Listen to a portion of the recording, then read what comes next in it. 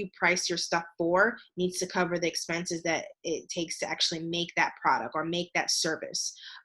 If you ever find that you're going over budget, don't think that volume will save you. Most cases it won't.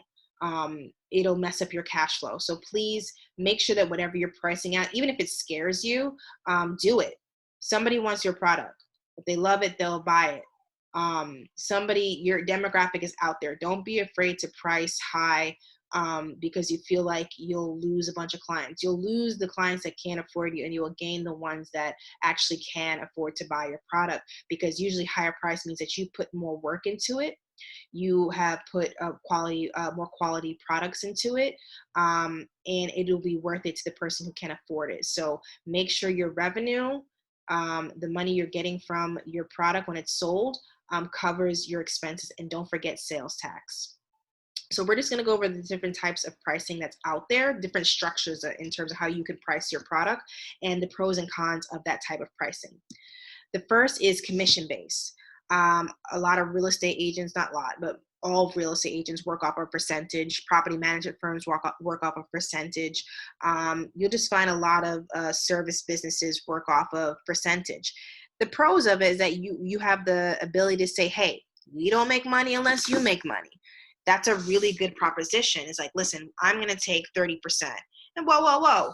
Why are you going to take 30%? Well, the 70% you're going to make, I'm going to make sure you make that 70%, because the 70% is nothing in comparison to the 30. Is a lot more than what 30% that I'm taking. So we don't make money unless you make money. It's a good proposition. It's a good sales strategy. You can promote the fact that you add value. That's huge. You can earn unlimited amount of money. I mean, really. If you're a real estate agent, 3% off of a $400,000 property is great. You work your way up, you can make 3% off of a $1 million property, $2 million property. It's unlimited because you're commission based. The cons come in play when, if you are earning 20%, you can only control 20% of the whole experience. Real estate agents have to work delicately with property owners, as well as the other, people who are buying the property. They're real estate agents and lawyers and, investigators trying to make sure the property is doing great, working with the bank. It's a lot, but they only control to a certain degree that 3% of the whole deal. But they don't get that 3% if the other 97% isn't sold. So it's really key that everybody's on par. But you can easily end up losing your 3% because there's so many different parties are not working together. So be careful with commission based in that sense. Your dollar value of the 20% can decrease overnight. The seasons change, and 1 minute you're selling $1 million property at 3%, and the next minute you're selling a $400,000 property at 3%. It can change overnight. We all saw that happen during the crash in 2008. Just keep that in mind. The next form of pricing is a la carte. A la carte is pretty much where you have several different services or products and several different pricings, and the client gets to pick and choose exactly what they want and build their own shopping carts. The pros, you get to make the client feel special. They're shopping like going to a grocery store. You become a one-stop shop. That's great because, with the competitors, they may only sell one service while you sell three.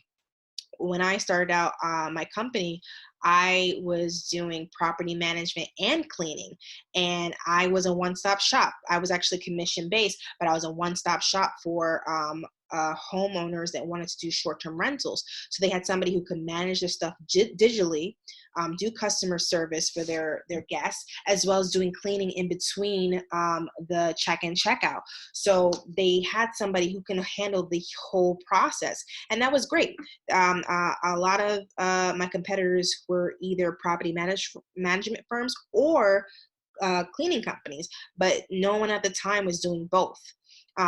You add maximum value to the customer because they don't have to work with multiple companies in order to work with you. My downfall was the last part here in the pros. You can you could price higher than your competitors. I didn't do that. I fell into the idea of what I warned you earlier about, worrying about pricing too high, thinking I would scare away clients. And what I should have done was price higher so that I can actually get higher quality clients. And yeah, I learned definitely my lesson from that. The cons are your budgeting skills will be tested to the max because you're only getting a cut of the whole, and because you pretty much because you're getting a cut, you have to spread that cut to cover all your expenses. That is a lot. That's, the last part here, you spreading your resources thin. You're not able to put the expense and match it to the revenue, meaning that if I am only getting 20% out of this 100%, but it only covers about, 50 to 60% of my expenses, I'm in the whole 40%. So you have to just think about whatever your cut is it actually the minimum of what that commission base is? Because remember, it fluctuates. The minimum, is it covering your expenses? You really are going to have to dig into your books and then become very clear as to what clients you can work with and what clients you can't work with. When it comes to a la carte, same thing. They're picking several different services, several different things, and do you have a standard way of providing those services, providing those products, making sure no matter what they choose, whatever you're selling that price for, it covers your expenses. You may also lose focus of your mission statement, trying to please everybody, trying to give all these different products and give all these services. You're running 3 or 4 different businesses under one umbrella, and you may think that, wow, I'm adding value. Wow, I'm a one-stop shop, but you're spreading yourself thin and you're trying to run 3 or 4 different businesses and you're only good at maybe 1 or 2. So just keep that in mind when you're doing an a la carte system. The tier system and packages, this is actually my favorite because it's clear. It's clear what you're offering and what you're pricing. You give people options in services so they can get this package, that package, gold package, platinum package, silver package. They get an idea that in this package, this is what you want. This is what you're going to get. They get options of pricing and value. So if they want a higher package, they get more value. That's great.